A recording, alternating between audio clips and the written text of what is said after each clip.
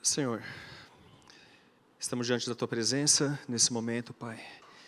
Como temos Te adorado até aqui, Senhor. Nós Te pedimos que o Senhor continue a se manifestar em nosso meio, por meio da maravilhosa ação do Espírito Santo em nossas vidas. Seja exaltado, Jesus, nessa noite em nossas vidas. Nós queremos declarar que nós não podemos viver, não conseguimos viver sem a Sua presença em nossas vidas.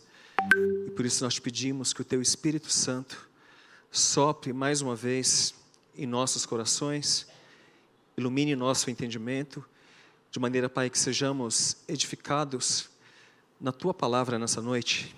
Que seja o Teu próprio Espírito a falar aos nossos corações, que o homem desapareça e que Jesus Cristo ocupe o seu lugar, que Ele seja exaltado nessa casa, nessa noite. Nós oramos sempre em nome de Jesus. Amém. Amém. Quero saudar a igreja na graça e na paz de Jesus. Essa noite vamos meditar nesse tema que está aqui à frente. Teu poder me fortalece. Baseado aqui em 2 Coríntios, capítulo 12, eu quero ler com vocês alguns versículos. Do versículo 7 até o versículo 10, depois meditaremos naquilo que o Senhor quer falar conosco nessa noite. Esse texto escrito pelo apóstolo Paulo nos fala da seguinte forma: para impedir que eu me exaltasse por causa da grandeza dessas revelações, foi-me dado um espinho na carne, um mensageiro de Satanás, para me atormentar. 3 vezes roguei ao Senhor que o tirasse de mim, mas Ele me disse: minha graça é suficiente para você, pois o meu poder se aperfeiçoa na fraqueza. Portanto, eu me gloriarei ainda mais alegremente em minhas fraquezas, para que o poder de Cristo repouse em mim. Por isso, por amor de Cristo, regozijo-me nas fraquezas, nos insultos, nas necessidades, nas perseguições, nas angústias, pois quando sou fraco, é que sou forte. Amém? Que o Senhor ministre aos nossos corações. Aqui o apóstolo Paulo, ele nos narra uma visão que ele teve, muito mais que uma visão, né? Porque ele chega a dizer que ele não sabe se foi no corpo ou fora do corpo. Ele é levado até o 3º céu, o paraíso, a morada de Deus. Quando pensamos em 3º céu, pensamos que é algo acima desse primeiro, que é simplesmente a atmosfera que a gente consegue ver, que a gente estuda em geografia, sabe que é aquilo que está aqui cobrindo o planeta. Ele também está acima do 2º céu, que se refere ao espaço sideral, onde estão os planetas, onde estão os astros, que às vezes, de vez em quando a gente ouve e lê a respeito alguns estudos. Ele fala que ele vai até o 3º céu, ou seja, a morada de Deus, onde Deus está acima de tudo. E nesse lugar, o apóstolo Paulo, ele fala que ele ouviu coisas que ao homem não é possível dizer. Ouviu coisas indizíveis, que o homem não é permitido falar, primeiro porque não havia autorização, e depois porque mesmo se ele quisesse dizer em palavras as coisas que ele viu, ele não conseguiria. Porque Isaías nos lembra muito bem que os pensamentos de Deus estão infinitamente acima de nós. Que a realidade de Deus é muito acima da realidade do ser humano. E foi nesse contexto que o apóstolo Paulo foi. Eu fico imaginando a honra que ele teve de passar por essa experiência. E também isso acende em cada um dos nossos corações uma esperança para aquilo que Deus tem preparado para nós. Aquilo que Deus tem preparado para mim e para você, sequer subiu ao nosso coração ou à nossa imaginação. Aquilo que as pessoas encontram determinado prazer nesse mundo, por meio de coisas materiais, coisas passageiras, nada disso simplesmente chega sequer aos pés daquilo que Deus tem preparado para aqueles que o amam daqueles que um dia viverão com Ele eternamente nos céus.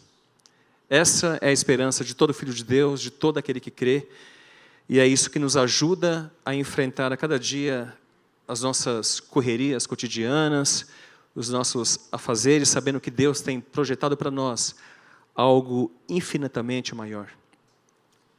O apóstolo Paulo, a refletir sobre isso em 2 Coríntios capítulo 4, ele nos lembra que as tribulações que nós passamos agora sequer são para se comparar com aquilo que Deus tem projetado para nós. Antes, pelo contrário, ele fala que esses breves sofrimentos, essa leve e momentânea tribulação, produz para nós um eterno peso de glória. Aquilo que Deus tem projetado para a gente é grande. Se alegre nisso, porque é bem verdade que você nunca imaginou aquilo que o Senhor tem guardado para você. E isso nos anima, isso enche o nosso coração de esperança, porque compensa ser cristão. Compensa muito servir a Deus. Porque aquele que, nesse tempo presente, prova o seu amor pelo Senhor, Deus, com certeza, tem para ele coisas que, como diz o apóstolo Paulo, são coisas indizíveis que a gente sequer consegue traduzir em palavras humanas. Mas, ao passar por essa experiência, o apóstolo Paulo, ele fala que haveria ali nele uma tendência a se gloriar. Porque imagina só, alguém ir até o terceiro céu, chegar na presença de Deus, ouvir coisas que são difíceis de traduzir em palavras humanas, porque é bem verdade que as coisas espirituais, elas têm uma dificuldade de serem traduzidas em parâmetros humanos. Jesus usava muito comparações, parábolas, para que as pessoas conseguissem entender verdades espirituais, porque, de fato, as coisas de Deus estão infinitamente acima das nossas. Essa é a grande verdade. Mas para que ele não se exaltasse por causa dessas revelações, a palavra de Deus diz que o Senhor deu para ele um espinho na carne. Ou seja, um mensageiro, no grego aqui original, quer dizer um ângelos, ou seja, um anjo do diabo entrou ali na vida de Paulo para que isso o atormentasse. Eu sei que durante muito tempo os teólogos pensaram sobre essa questão, ao refletir sobre o que seria esse espinho na carne, mas ao pensar sobre esse texto, eu acho que saber exatamente o que é o espinho na carne acaba virando uma questão secundária. Por quê? Porque a grande verdade é que nós precisamos entender o princípio aqui que o apóstolo Paulo ele quer nos ensinar. E nas suas próprias palavras, o espinho na carne foi dado para ele para que ele não se gloriasse por causa das revelações. Porque o Senhor disse para ele, quando ele pega e se dirige ao Senhor, durante 3 vezes ele ora pedindo ao Senhor que retire dele esse espinho na carne, e o Senhor simplesmente responde para ele uma coisa só. A minha graça é suficiente para você, pois o meu poder se aperfeiçoa na fraqueza. E a grande verdade é que o ser humano, quando tudo está bem na vida dele, né, saúde perfeita, dinheiro no banco, há uma tendência, há uma dificuldade no ser humano em reconhecer o poder de Deus na vida dele e a dependência que ele tem do Senhor. Quantas pessoas confiam no seu dinheiro? Quantas pessoas, quando estão bem, desaparecem da igreja, você nem vê? Às vezes você pensa assim, cadê aquele irmãozinho lá? Você pensa que ele está mal, deve estar mal, não está vindo para a igreja? Antes, pelo contrário. Às vezes ele está muito bem. Está ganhando dinheiro, está na praia, está viajando, está num resort, em algum lugar por aí. Por quê? Porque há uma tendência no ser humano em achar que a força dele, o fato dele não depender, ou dele não ter uma consciência dessa dependência de Deus, faz com que ele olhe para ele mesmo e ele pense que ele é alguma coisa. Quando, na verdade, a palavra de Deus diz que é justamente na nossa fraqueza que a gente consegue ter acesso à fortaleza de Deus. Porque o poder dele atua em nós justamente na nossa fraqueza. Por quê? Porque a fraqueza nos conduz a um ponto de saber que sem Deus nós não somos absolutamente nada. E que é o poder dele que nos fortalece. A nossa força não está em nós mesmos. A nossa força está no Senhor. Está tudo bem em nossas vidas? A nossa força está no Senhor. Aparentemente está tudo ruim, vem uma tempestade, vem um vendaval contra as nossas vidas. Haveria uma tendência da pessoa se desanimar e pensar, puxa, a vida acabou, não há mais solução. Ainda assim, nós estamos fortes, porque a nossa força está no Senhor. Então é na nossa fraqueza que o poder de Deus se mostra forte, porque a gente consegue olhar para nós mesmos, saber como somos pequenos, e a gente se coloca no lugar onde nós devemos verdadeiramente estar, que é o lugar da dependência completa do Criador. E a história mostra que, a história do próprio povo de Israel mostra que durante algumas situações, algumas experiências que o povo de Israel passou lá no Antigo Testamento, mostra que o ser humano, quando ele pensa que ele não depende de Deus, ele acaba se dando mal, como a gente costuma dizer. Ele acaba não alcançando os objetivos que ele quer alcançar.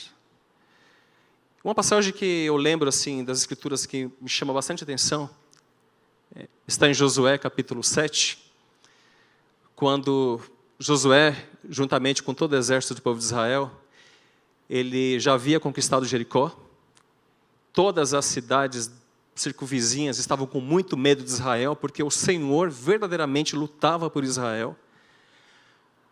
Aí ali perto de Jericó, cerca de 24 quilômetros ali daquela cidade, tem uma cidade chamada Ai. E Josué escolhe alguns homens ali do povo de Israel e fala assim, ó, vai lá, dá uma olhada lá naquela terra lá que a gente vai lá guerrear para conquistar aquela cidade também. Aí Josué escolhe uns espias, envia os espias àquela cidade. Os espias chegam lá, dão uma olhada, percebe que os moradores daquela cidade são tudo fraquinho aos seus olhos, pequenos, ao ponto deles pensarem assim, puxa, esse povo aqui não vai dar nem para nada. Vai ser fácil guerrear contra eles. Aí daqui a pouco esses espias voltam ali para falar com Josué, e Josué fala, e aí, como que foi lá? O que vocês acham?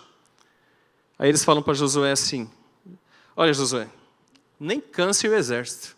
Vai pegar o nosso exército e mandar lá para guerrear com aquele punhado de gente lá? Sabe o que você faz? Pega apenas uns 2.000, 3.000 soldados e manda lá, que é o suficiente para acabar com aquela cidade. O que os espias estão fazendo aqui? Olhando para a realidade deles do ponto de vista humano e natural. Talvez em algum momento eles tenham pensado que pelo fato deles terem conquistado Jericó, deles terem conquistado diversas cidades, eles poderiam chegar ali naquela cidade e simplesmente acabar com tudo ali.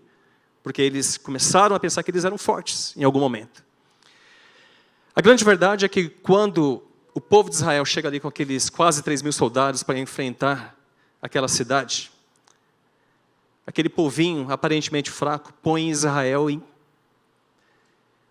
foragido. Eles começam a correr. Os caras batendo o pé, o povo de Israel correndo. Ao ponto que 36 pessoas do povo de Israel morrem ali naquela campanha.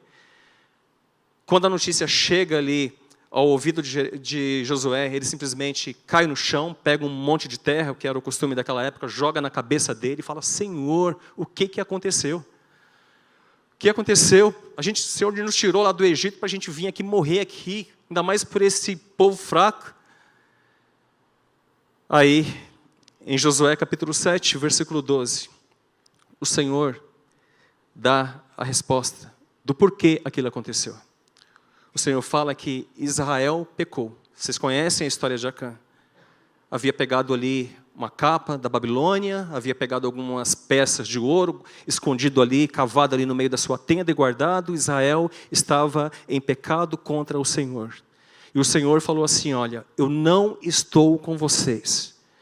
Eu não estou com vocês. E em consequência de Deus não estar com o povo de Israel simplesmente passou vergonha naquela situação ali, perderam para um povo pequeno, um povo fraco, um povo que numericamente jamais conseguiria vencer, porque esse texto é um dos que nos mostram que a nossa força não está na nossa capacidade pessoal. Não está na nossa capacidade de ter armas, da gente achar que a gente pode ir lá enfrentar um exército inimigo. Não está na nossa força da gente achar que os problemas que vêm sobre as nossas vidas a gente consegue vencer na nossa força, que a gente é inteligente, que nós podemos alguma coisa por nós mesmos, como se nós pudéssemos viver a nossa vida sem a presença de Deus em nós. É isso aqui que, essa lição que o Senhor ministra aqui ao apóstolo Paulo, ao dizer para ele que o meu poder se opera na fraqueza, porque na tua fraqueza, quando você olha para você e sabe quem você é, e você reconhece o Senhor na sua vida, é que você começa a perceber que a sua força não está em você, mas está no Deus que te capacita. Ele é a nossa força. É Ele quem faz a gente forte em cada dia das nossas vidas. No livro de Deuteronômio, capítulo 8, o Senhor diz ao povo de Israel: quando vocês entrarem lá na terra boa, a terra que mana leite e mel, não pensem que foi pela força de vocês e pela capacidade de vocês que vocês conseguiram chegar lá, mas porque eu capacitei vocês. Eu sei que há uma tendência natural da gente pensar que o nosso emprego a gente conseguiu porque a gente estudou, porque a gente merece. A casa que a gente tem, olha, eu corri atrás, tem um monte de gente aí vagabundo que não faz nada e por isso que não tem. A gente tem essa tendência natural de olhar para nós mesmos e pensar, eu, quando na verdade, tudo que nós temos vem do Senhor. E há um grande risco da gente pensar que quando a nossa vida melhora, quando nós temos acesso a algumas regalias na nossa vida, nós olharmos para nós e pensar assim, foi eu que consegui. Quando na verdade foi o Senhor. Mas como foi o Senhor se foi eu que acordei cedo, que fui estudar, que fui trabalhar? Nesse exato momento, diversas pessoas estão aí em hospitais querendo andar, querendo viver e não conseguem, porque não têm a saúde. É Ele quem nos capacita. O nosso respirar, a nossa vida, cada segundo da nossa existência, nós nos movemos no Senhor. É isso que o apóstolo Paulo nos ensina. Outra passagem que chama muita atenção de alguém que tentou vencer e fazer as coisas na própria força da carne é Sansão. A história de Sansão tem muito a nos ensinar. Por quê? A mãe de Sansão, ela era estéril. Então aparece ali o anjo do Senhor e fala para ela que ela milagrosamente teria um filho, mas que ela deveria cumprir algumas coisas. Por exemplo, ela mesma, não é nem Sansão, ela não deveria beber vinho, ela não deveria também tocar em nada impuro, e ele, quando nascesse, o que teria que acontecer? Ele não poderia cortar o seu cabelo. Só isso. Ela cumpriria todas essas exigências, mas ele não poderia cortar o cabelo. Aí Sansão começa a crescer, o Espírito de Deus começa a capacitar ele para fazer coisas extraordinárias, ao ponto de que certa vez Sansão, quando ele está indo para determinada cidade, um leão feroz vem para cima dele para matá-lo, e o texto fala que Sansão pega aquele leão como se fosse um cabrito e simplesmente rasga ele em vários pedaços, mostrando a força e o poder que Deus, o Espírito de Deus, estava capacitando ele para fazer. Aí a história nos conta também que certa vez Sansão ele se apaixona por uma filisteia, pelo povo inimigo, ao ponto dos pais de Sansão chegar nele e falar assim, mas Sansão, tem tanta mulher aqui no povo de Israel e você vai querer namorar com uma filisteia? Isso parece muito com hoje em dia, né? Tanta gente na igreja, tantas mulheres na igreja, e o cara ele quer namorar alguém lá que adora outros deuses. E vice-versa também. Tantos homens na igreja, né, Igor? Não, o Igor já tem dono. Tantos homens. Aí o que acontece? A irmãzinha vai procurar alguém lá no mundo, lá, achando que, não, mas eu vou orar por ele. Vai passar os próximos 30, 40 anos orando.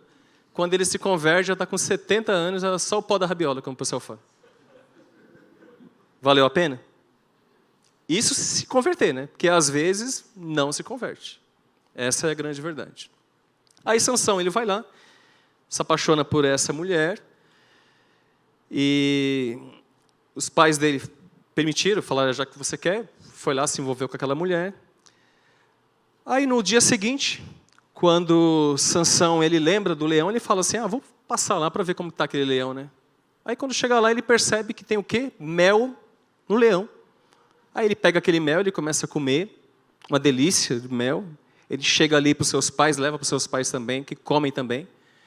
O texto fala que ele não falou para os seus pais de onde ele achou aquele mel, porque senão, com certeza, eles não iam comer, né? Achei esse mel no leão morto, né? Com certeza ninguém ia comer. Aí eles pegam, comem ali aquele mel. Aí, quando ele casa com a Filisteia, ele propõe ali um enigma. Isso está ali no texto de Juízes 14:14, que ele fala assim, do que comia, saiu comida, do forte saiu doçura. Falem para mim o que isso quer dizer, que eu vou dar para vocês aí 30 peças de roupa e tal. E se vocês não acertarem, vocês vão me dar as 30 peças. Aí o que acontece? Sansão casado com uma filisteia, uma mulher que não conhece a Deus, essa mulher começa a atormentar ele. Por quê? Porque o exército inimigo não pensa duas vezes. Chega na mulher de Sansão e fala assim, olha, se você não descobrir qual é o segredo, a resposta para esse enigma, porque a gente não está a fim de gastar dinheiro com essas roupas aqui para pagar Sansão, a gente vai acabar com você e acabar também com a família do seu pai. Seu pai e sua mãe vai morrer todo mundo. Aí a mulher chega ali perto de Sansão e começa dia e noite ficar no ouvido dele. Dia e noite. Quem é que sabe o que é uma mulher no ouvido dia e noite? No primeiro culto eu falei que só um homem sabe o que é isso. E a mulher fala para mim, qual o segredo? Não, você não me ama, se você me amasse você ia falar. Fala para mim. Quem é esse forte? Alguém falando ali, fala a Deus. Quem é o forte? De quem saiu comida e doçura? E Sansão fala assim, olha, não falei nem para os meus pais, eu vou falar para você? Tá bom. Parece que eu vou te falar. E a mulher lá, você não me ama, você não me ama.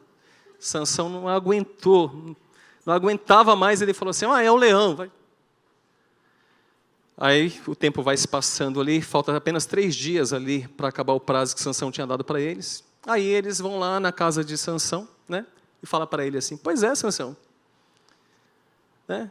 Quem seria mais forte do que o leão? E de quem sairia a doçura?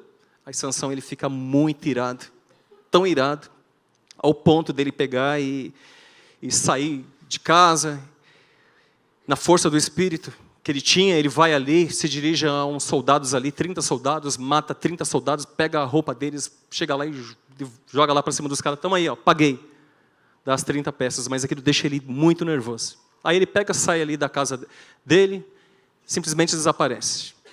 Enquanto isso, o que acontece? Durante esse período, o pai da mulher de Sansão fala, esse cara deve ter ficado tão nervoso que não volta mais. O que ele fez? Pegou a mulher dele e deu para o melhor amigo dele, o amigo que tinha ido na festa.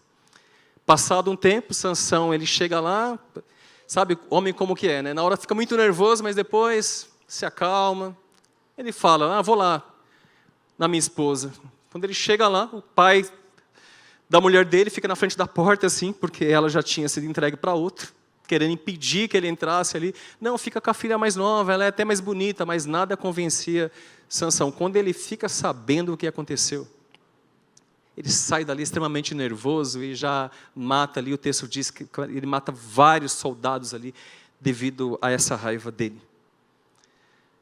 Aí na sequência, assim, para encurtar a história, Sansão ele fez feitos maravilhosos devido ao poder de Deus que havia nele, a força que ele tinha, ao ponto de certa vez ele pegar ali 300 raposas, colocar fogo na cauda delas, elas entraram na plantação deles e matou, queimou ali, deu um prejuízo enorme, e depois ele também se dirige a uma cidade circunvizinha ali e já mata mais 1000 homens, o texto diz, devido à força que ele tinha.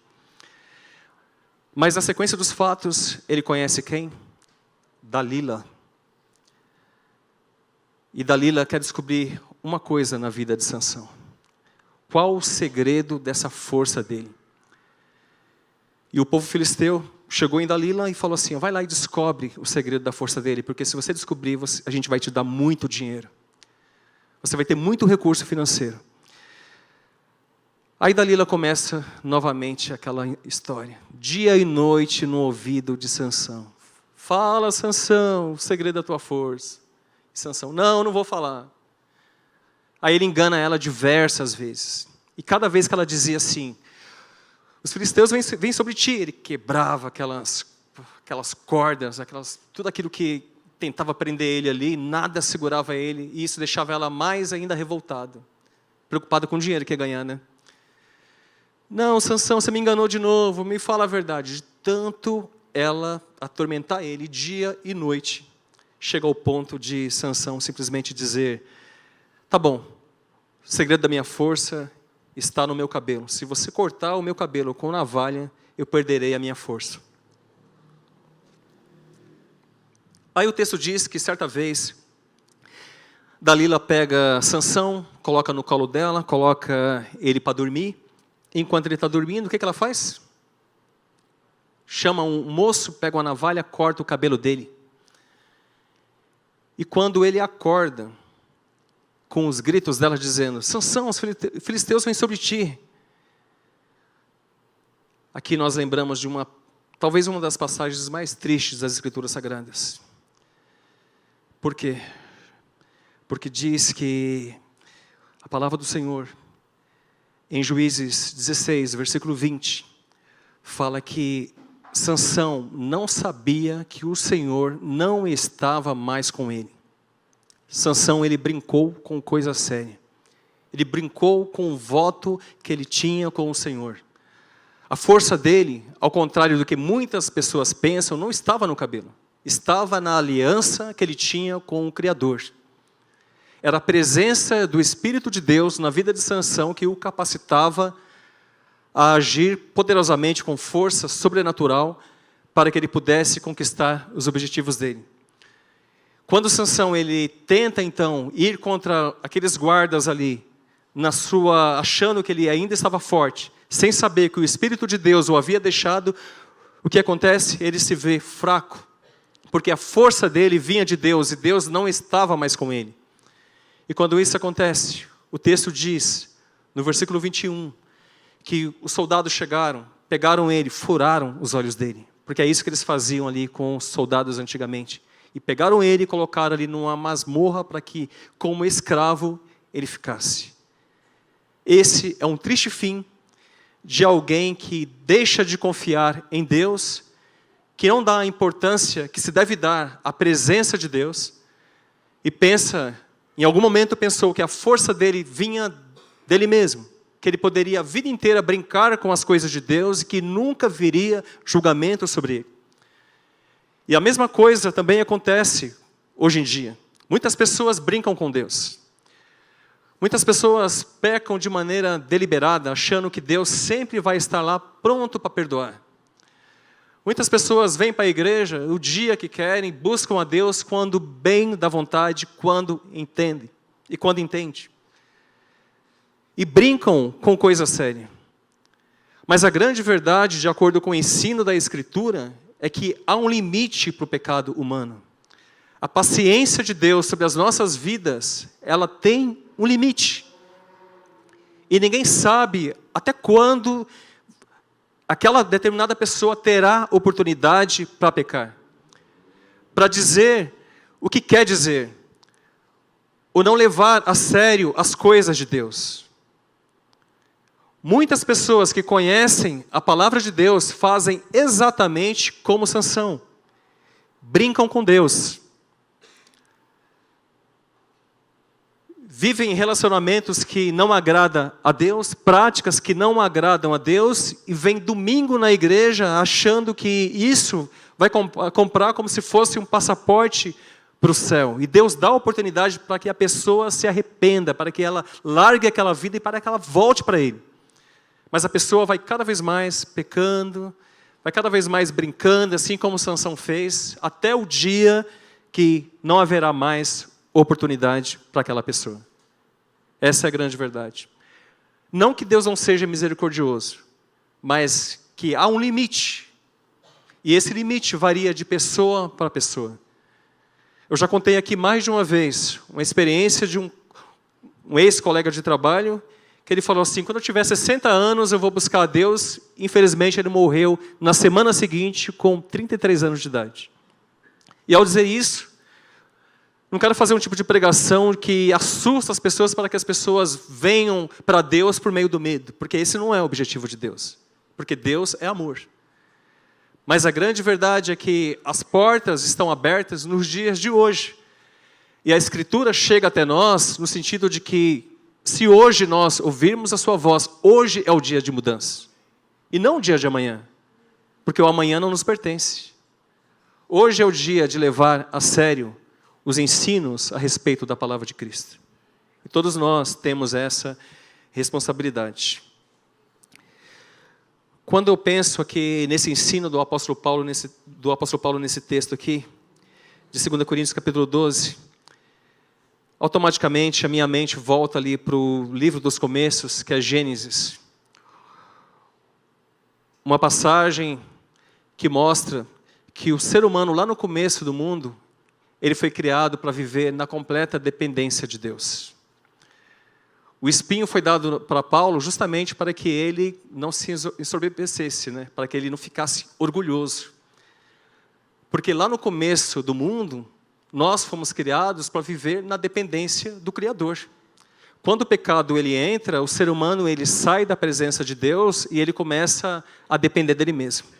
Se você vê o Gênesis, vai ver que logo depois que o ser humano ele começa a pecar, a gente vê Caim, ele comete ali o primeiro homicídio, ele se distancia de Deus, ele vai lá e faz uma cidade, ou seja, o reino dele. Ele começa a viver a vida dele. Mas a grande verdade é que Deus não nos criou para vivermos independente dele. A nossa vida só tem sentido em dependência ao Criador. Em Gênesis capítulo 1, versículo 26, 27, fala que nós fomos criados à imagem e à semelhança de Deus. Fala que Deus, por meio da palavra falada, Ele exerceu o controle sobre toda a criação. Em Gênesis 1, 2, havia trevas sobre a face do abismo, a gente sabe que Deus disse e a luz apareceu, e que assim Deus foi fazendo toda a criação. A parte dos animais, a parte também das relvas, enfim, tudo aquilo Deus criou por meio da palavra. Mas quando chega na parte da criação do homem, a palavra fala que Deus formou o homem do pó da terra e sopra nele o fôlego da vida. E esse homem se torna uma alma vivente. E a Escritura diz que nós, seres humanos, fomos criados à imagem e à semelhança do Criador. E pelo fato de termos sido criados à imagem e à semelhança de Deus, isso nos coloca numa situação diferente dos animais.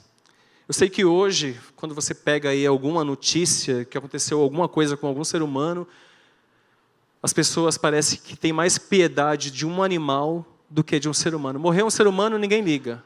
Morreu um cachorro, mas puxa, tadinho, deve ter sofrido. A gente vê isso nos comentários da internet. Mas a grande verdade é que o ser humano ele é coroa da criação. Nós somos criados como espírito. Nós somos criados à imagem e à semelhança do nosso Criador. E por isso nós podemos ter contato com Ele. E quando Deus cria o ser humano, Deus o cria para ser um representante dele nesse mundo e diz assim: dominai. Deus nos criou para dominar e não para sermos dominados. Deus nos criou para, em dependência dele, vivermos uma vida com a cabeça erguida, passando pelas situações adversas sobre a nossa vida, em comunhão com o nosso Criador e sabendo que nós podemos vencer. Foi para isso que nós fomos criados. Mas o pecado ele entra no meio da raça humana e faz com que o ser humano se distancie do Criador. E em algum momento o ser humano começa a pensar que ele pode construir a sua própria vida, que ele pode depender dele mesmo, que ele não precisa do Criador, e isso é uma grande ilusão. Porque não existe vida de ser humano feliz sem comunhão e sem dependência do Criador. A gente depende dele. A nossa vida está diretamente ligada ao Senhor. E quando a gente tenta viver uma vida independente dele, a gente quebra a cara. Porque ele é, de fato, a nossa vida. Mesmo porque Jó já dizia que se Deus tirasse o ar, todos instantaneamente morreriam. Só que as pessoas se movem em Deus, as pessoas recebem o sol, recebem a chuva, as pessoas vivem por causa de Deus, mas as pessoas não têm a consciência da dependência que elas têm do Criador. Mas os filhos de Deus precisam acordar para essa verdade e para essa realidade e ocupar o lugar que Deus quer que nós ocupemos. Porque Deus quer que nós, em comunhão com Ele, vivamos uma vida na dependência do Espírito Santo. Em cada situação, em cada problema que aconteça sobre nós, enfim, Deus nos chamou para viver na dependência dEle. Essa semana, segunda-feira, dia 21, aconteceu uma coisa muito triste, eu não sei quantos de vocês aqui acompanharam, mas houve uma reportagem, inclusive eu disse que eu vi isso no Instagram, mas alguém ali já veio me falar assim, eu vi no jornal, enfim, foi divulgado aí pela mídia, uma notícia um tanto triste de um cara chamado Jorginho, que ele trabalhava em uma fazenda, e instantaneamente ali apareceu uma onça ali naquele lugar. Ele viu aquela onça de longe, no começo ele começou a ficar com certo receio, aí daqui a pouco a onça simplesmente foi embora. Aí dias após dias, demorava uma semana, daqui a pouco a onça aparecia de novo, até o ponto dele se acostumar com aquele bicho ali. Talvez ele pensou que ele poderia domesticar a onça, não sei, devido ao costume de estar vendo sempre aquele bicho ali, né? Mas ele foi se acostumando tanto com aquilo. E às vezes eu sei que a gente tem aquela tendência também de se acostumar com o perigo. Às vezes a gente acaba perdendo a consciência do perigo. A gente vê algumas pessoas fazendo umas loucuras por aí. E certo dia, quando ele sai ali para dar um passeio ali no quintal ali, um espaço muito grande, ele percebe que a onça sai de trás de um coqueiro. Aí ele tem duas opções: ou correr para dentro de casa ou simplesmente morrer. Essa é a grande verdade. E a reportagem fala que ele pega e começa a tentar correr ali para a porta que daria acesso à casa dele. Mas a onça tem instinto, e a onça já, pelo jeito, sabia que ele ia fazer aquilo. A onça corre na direção da porta, então se ele corresse para dentro para tentar entrar na casa, ele ia morrer. Então ele tenta correr para outro lugar, quando a onça simplesmente vem, pula em cima dele, morde ele, e o fim da história não precisa nem contar. Infelizmente, ele morreu. Uma história muito triste.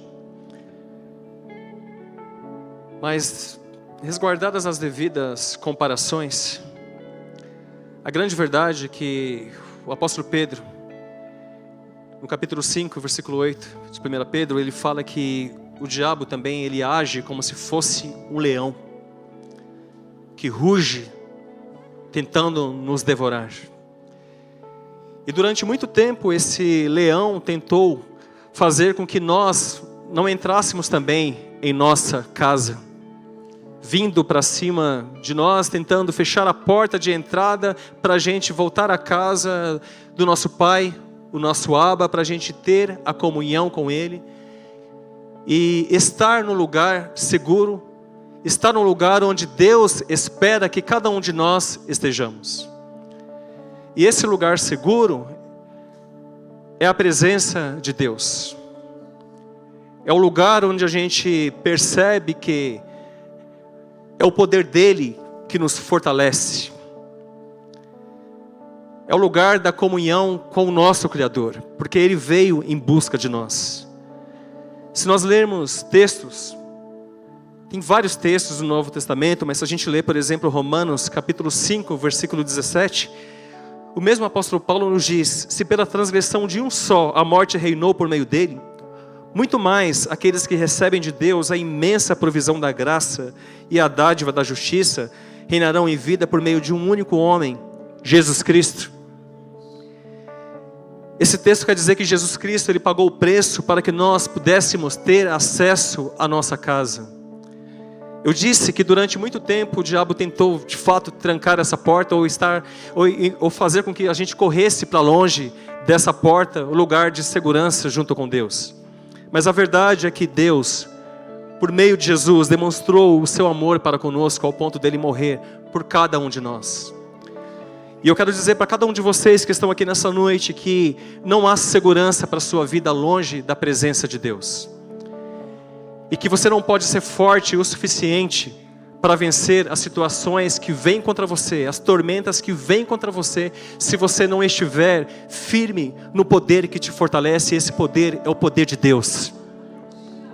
Não é a nossa força nunca foi capaz de nos livrar.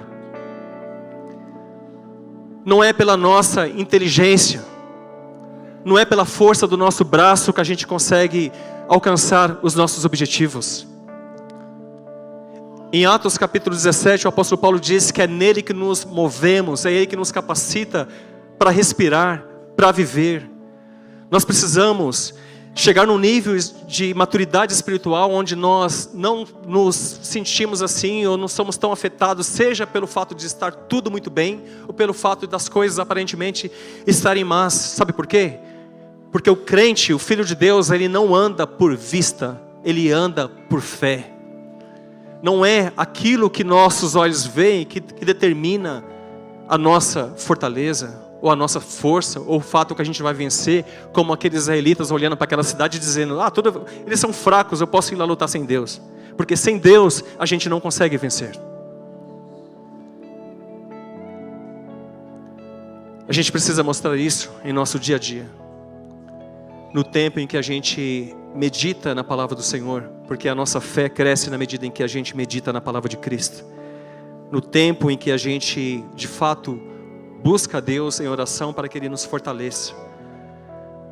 Porque eu quero dizer para vocês aqui também, para encerrar essa mensagem, relembrando mais uma vez aqui o que aconteceu com o apóstolo Paulo. Aquilo que Deus tem projetado e planejado para mim e para você, como dizia o apóstolo Paulo, são coisas indizíveis que não encontram paralelo aqui nessa criação, nessa dispensação. Aquilo que Deus tem guardado para você não subiu ao seu coração. Jesus, Ele pagou o preço na cruz para que nós, como filhos de Deus, pudéssemos viver a eternidade com Ele. O preço foi pago. Dê valor para isso. Porque as Escrituras falam que nem mesmo a morte pode nos separar do amor de Deus. Nem mesmo a morte. Do que eu vou ter medo? Do homem que pode matar o corpo? Não, Jesus dizia, temam aquele que pode matar o corpo e lançar a alma no inferno. É esse que nós devemos temer. Se Deus é por nós, quem será contra nós? São as tribulações? São as lutas?